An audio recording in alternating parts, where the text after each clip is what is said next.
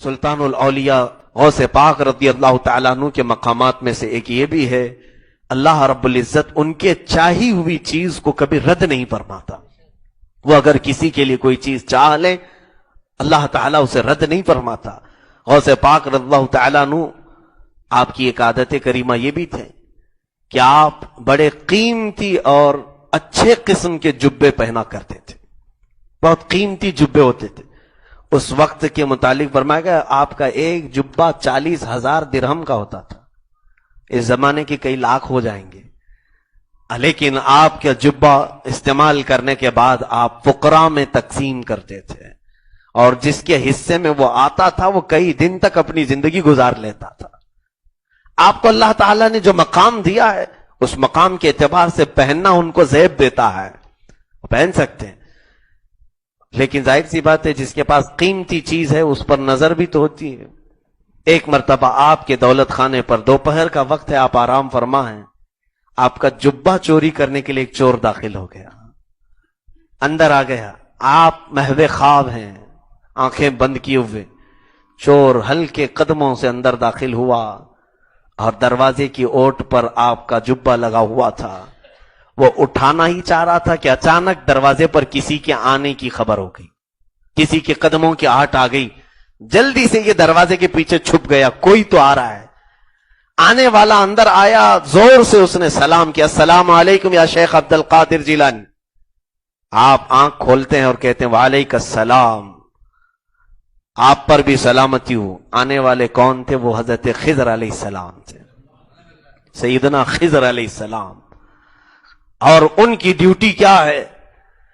جہاں جس جگہ پر بھی پوری کائنات میں آپ کو یہ ہو سکتا ہے خبر نہ ہو، معلوم نہ ہو، آج بھی اللہ کے اولیاء زندہ ہیں، اور یہ حدیث پاک میں ہے اگر سارے اولیاء زمین سے چلے جائیں تو زمین سے سبزہ اگنا بھی بند ہو جائے گا، زمین سے سبزہ اگنا بند ہو جائے گا۔ آپ بھی زمین سبزے اگاتی ہے، اس کا مطلب ہے اولیاء ہیں۔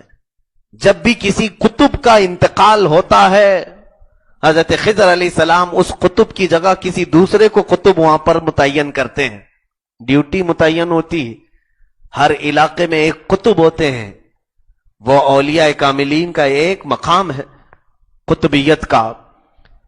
تو حضرت خضر علیہ السلام آئے اور غوث پاک سے کہنے لگے یا سلطان الاولیاء، اے اولیاء کے بادشاہ، بصرہ میں جو قطب تھے ان کا انتقال ہو گیا، دوسرے قطب کو آپ متعین کر دیں، کوئی دوسرا قطب آپ بھیج دیں۔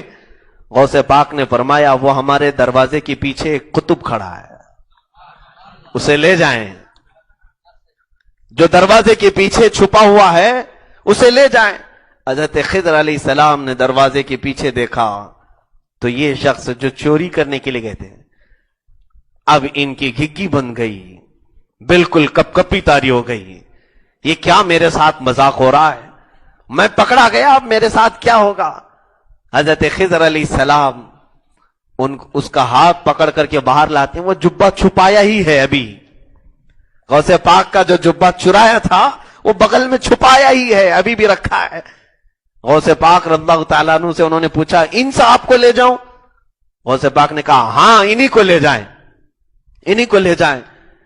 وہ رونے لگ گیا اور کہا کہ سلطان الاولیاء مجھے معاف کر دے، میں غلط نیت سے آپ کے گھر داخل ہوا تھا، میں غلط نیت سے آپ کے گھر داخل ہوا تھا، مجھے معاف کر دیں۔